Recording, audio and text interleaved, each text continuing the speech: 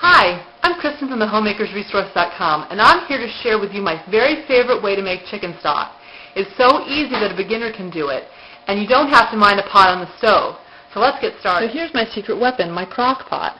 The crock pot allows me just to pop the ingredients into the crock pot and get them started and be on my way. And 24 hours after I put it into the crock pot, I have delicious savory broth ready for whatever use I have in mind for it.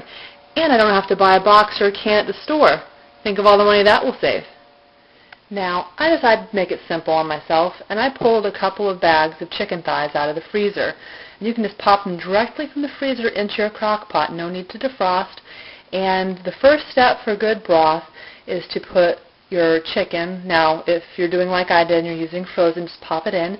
Or you can use a chicken carcass from whole chicken, or you can even do this with any other type of fowl, either duck or turkey or anything of that nature. It can all be handled in the same way. So put it into your crock pot, fill it with just enough water that it comes close to covering, if not totally covering. Don't put very much more in at this point, because all we're going to do right now is release some of the vital nutrients in the bones and the cartilage so that we can have some great nutrient-rich broth. And how we do that is we put in some vinegar. I've chosen to use apple cider vinegar. In my opinion, that tends to meld more gracefully with the taste of the chicken. But you can use any type of vinegar that you have on hand. Probably white vinegar and apple cider vinegar are your two best bets. Now, you don't have to be precise, just kind of eyeball it, put in a couple of good glugs. That's about good enough, and you'll see it'll start to disperse, and it'll start to do its magic. Now, what we do now is we just put the top on, just like that, and we go over and we set our kitchen timer for 1 hour.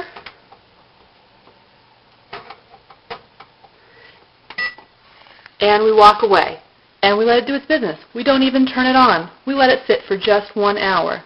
Now, while we let it sit, we could handle a few other tasks, like getting the aromatics ready. So here we have what we call aromatics. Now, why are they called aromatics? Well, they're called aromatics because they give a distinct amount of flavor in addition to the chicken. They just kind of blend and meld and really make it a much more deep and complex type of flavor. And it's so worth it to use these. But if you can't or you don't want to, it certainly is okay. You'll still get a nutritious and tasty broth. So what I have here for this particular broth is I have sliced up a yellow onion. And you don't have to make any of this pretty, because you're just going to put it into the broth, and it's going to be there to help flavor. You're going to strain it out and throw it away, or put it in your compost pile after you're finished with it. So it doesn't need to impress anybody. It doesn't have to be pretty. You just want to give it enough surface area so that it will release the flavors into the broth. So we have 1 medium yellow onion, just roughly chopped, 2 medium-sized carrots, also roughly chopped, and 2 stalks of celery. Now you notice I have leaves there. The leaves are very important because the leaves are some of the most flavorful part of the celery. So definitely don't waste those. So all you need to do is just give them a quick rinse, and once they've been rinsed, chop them, and then after the chicken has soaked for 1 hour in that vinegar kind of brine, we will put these inside. So now it's been an hour, and we allowed the vinegar to do its work on the chicken, and you can see I've already added the aromatics in, and we have put the heat on low, and we're going to put the lid on. And then if you have a warm setting, which is where I've got mine, just crank it up to low.